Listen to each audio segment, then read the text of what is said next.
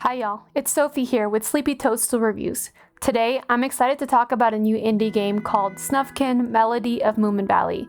I picked this game up just about a week ago when it released, and I've been really enjoying it since. Snufkin Melody of Moominvalley is a cozy puzzle adventure game in the world of Moominvalley. If you haven't heard of the Moomins or don't know what they are, it all started with the writings of Tove Jansson in 1945, which went on to be adapted into many TV series and movies. I'm very new to the world of Moomins myself, but I've become a fan since playing this game. Snufkin Melody of Moominvalley takes you into a world you never want to leave, full of friendships, musical puzzles, and silly rules to break. You play as Snufkin, a nomadic traveler who spends much of his time in Moominvalley. Snufkin is with his best friend Moomintroll hanging out on their favorite bridge. Snufkin tells Moomintroll that he must leave for the winter, as the Moomins will go into hibernation. Moomintroll gives Snufkin a teary goodbye after Snufkin promises to be back for the spring. After a long winter of traveling, Snufkin makes his way back to Moominvalley, looking forward to seeing his friend again. On the way there, Snufkin encounters strange things, such as animals running away and intrusive signs with rules on them. He quickly begins to pull these signs out of the ground, as he states, rules don't belong in nature. However, it is only the beginning, as soon he finds entire fenced-off parks being guarded by police officers. Furious and confused, Snufkin makes sure to dismantle all of the parks and rules on his path. Snufkin grows even more concerned when arriving in Moominvalley to find that Moomintroll is not at his usual spot at the bridge, and the river below the bridge is completely dried up. Snufkin must now find his best friend and convince the park ranger to restore Moominvalley. Snufkin Melody of Moominvalley has a gorgeous hand-drawn art style that looks like a watercolor book. It is faithful to the original art style of the Moomin characters, yet fresh and vibrant. I loved exploring the world of Moominvalley. Even with the changes that the park ranger made, it's a fun, beautiful world full of interesting environments.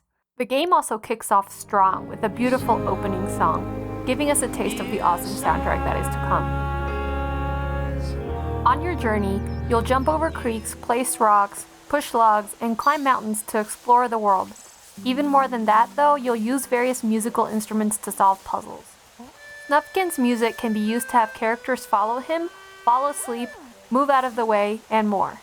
In order to play music, Snufkin needs to feel inspired.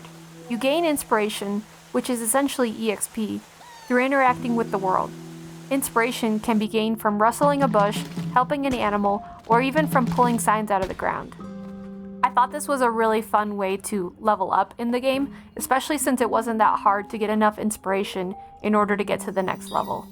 Although this game has a goofy sense of humor and quirky characters, Snufkin's concern for his friends and for nature is impactful and resonates with the player.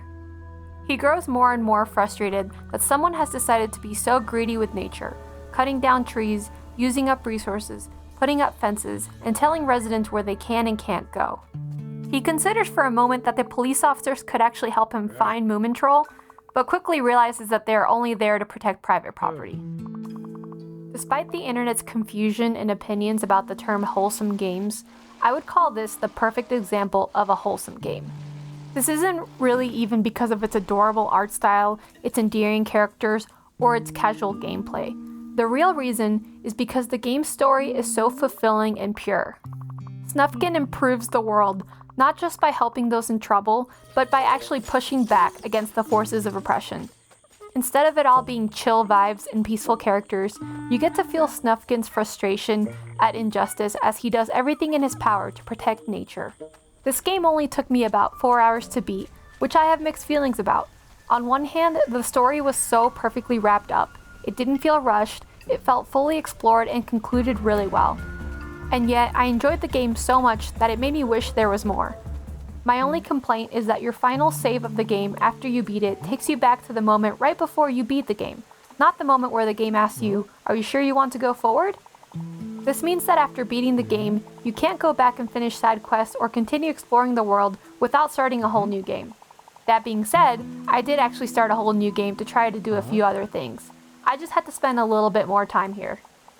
We may only be 3 months into 2024, but I feel confident that Snufkin Melody of Moominvalley is one of my favorite games this year. It had just the right blend of warm, comforting feelings with an anti-cop, pro-nature theme. Lately, I've been much more into linear story games that make an impact rather than open-ended cozy sims, so this was just my thing. I highly recommend it, especially if you like easygoing, low-stakes puzzle games and you're a fan of the Moomins already. This game did lead me down a Wikipedia deep dive about everything Moomin, where I learned a lot of good details like this. Anyway, if anyone has a good deep dive video on all things Moomin, send it my way. Thanks for watching. For more reviews, check out sleepytoadstool.com.